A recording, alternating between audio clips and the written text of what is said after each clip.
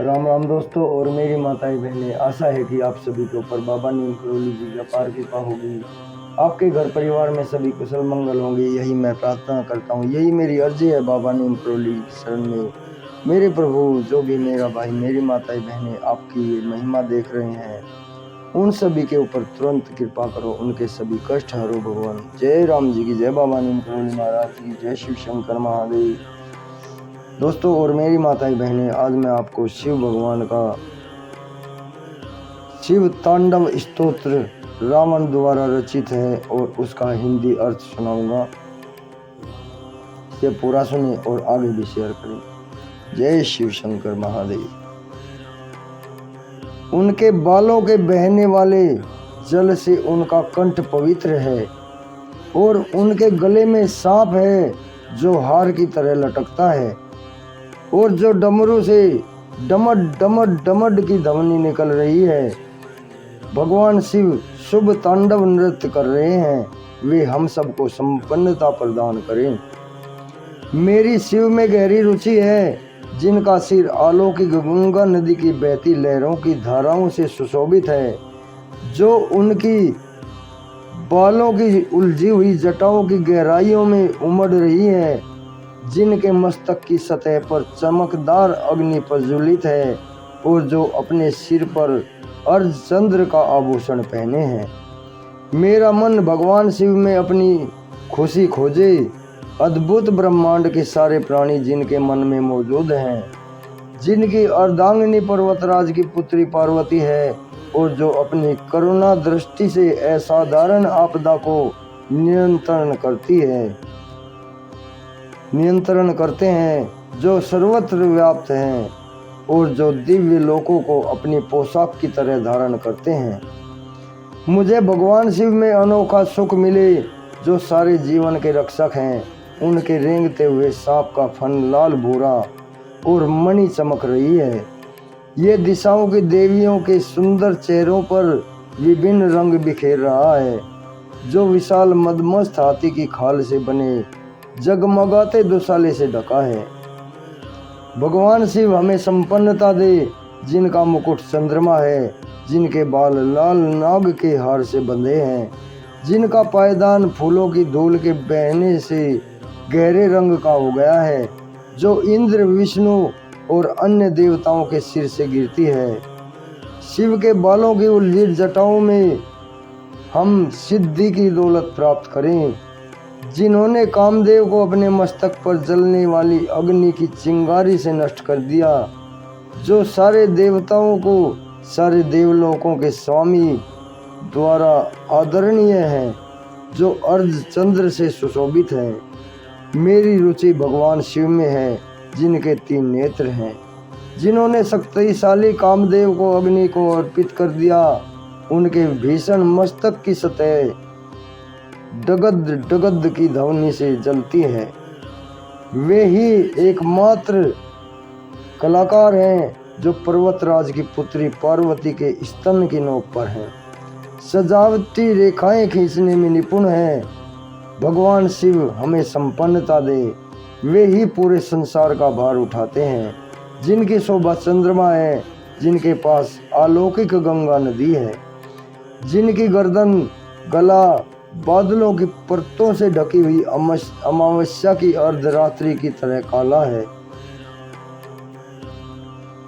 मैं भगवान शिव की प्रार्थना करता हूँ, जिनका कंठ मंदिरों की चमक से बंधा है, पूरे खिले नील कमल के फूलों की गरिमा से लटकता हुआ, जो ब्रह्मांड की कलिमा सा दिखता है, जो कामदेव को मारने वाले हैं, जिन्होंने त्रिपुर का अंत किया, जिन्होंने सांसारिक जीवन के बंधनों को नष्ट किया, जिन्होंने बलि का अंत किया, जिन्होंने अंधक दैत्य का विनाश किया, जो हाथियों को मारने वाले हैं, जिन्होंने मृत्यु के देवता यम को पराजित किया। मैं भगवान शिव की प्रार्थना करता हूँ, जिनके चारों ओर मधुमक्खियाँ उड़ती रहती हैं। शुभ कदम के फूलों से सुंदर गुच्छे से आने वाली शहद की मधुर सुगंध के कारण, जो कामदेव को मारने वाले हैं, जिन्होंने त्रिपुर का अंत किया, जिन्होंने सांसारिक जीवन के बंधों को नष्ट किया, जिन्होंने बलि का अंत किया, जिन्होंने अंधक दैत्य का विनाश किया, जो हाथी को मारने वाले हैं, जिन्होंने मृत्यु के देवता यम को पराजित किया। शिव जिनका तांडव नृत्य नगाड़े की ढिमिड ढिमिड तेज आवाज श्रृंखला के साथ लय में है, जिनके महान मस्तक पर अग्नि है, वो अग्नि फैल रही है नाग की सांस के कारण। गरिमा में आकाश में गोल गोल घूमती हुई मैं भगवान सदाशिव की पूजा कब कर सकूंगा। शाश्वत शुभ देवता जो रखते हैं सम्राटों और लोगों के प्रति सद्भाव समभाव दृष्टि, घास के तिनके और कमल के प्रति, मित्रों और शत्रुओं के प्रति, सर्वाधिक मूल्यवान रत्न और धूल के ढेर के प्रति, सांप और हार के प्रति, विश्व में विभिन्न रूपों के प्रति मैं कब प्रसन्न हो सकता हूँ। अलौकिक नदी गंगा के निकट गुफा में रहते हुए, अपने हाथों को हर समय बांधकर अपने सिर पर रखे हुए, अपने दूषित विचारों को धोकर दूर करके शिव मंत्र को बोलते हुए, महान मस्तक को और जीवंत नेत्रों वाले भगवान को समर्पित। इस स्तोत्र को जो भी पढ़ता है, जो याद करता है और जो सुनता है, जो सुनाता है, वह सदैव के लिए पवित्र हो जाता है और महान गुरु शिव की भक्ति पाता है। इस भक्ति के लिए कोई दूसरा मार्ग या उपाय नहीं है, बस शिव का विचार ही भ्रम को दूर कर देता है। दोस्तों, ये शिव स्तोत्र संपन्न हुआ है और अब ये रावण की थोड़ी सी कहानी है, वो आपको सुनाता हूँ। रावण शिव का महान भक्त था और उसके बारे में अनेक कहानियां प्रचलित हैं। एक भक्त को महान नहीं होना चाहिए, लेकिन वह एक महान भक्त था। वह दक्षिण से इतनी लंबी दूरी तय करके कैलाश आया। मैं चाहता हूँ कि आप बस कल्पना करें, इतनी लंबी दूरी चल के आना। और वो शिव की प्रशंसा में स्तुति गाने लगा।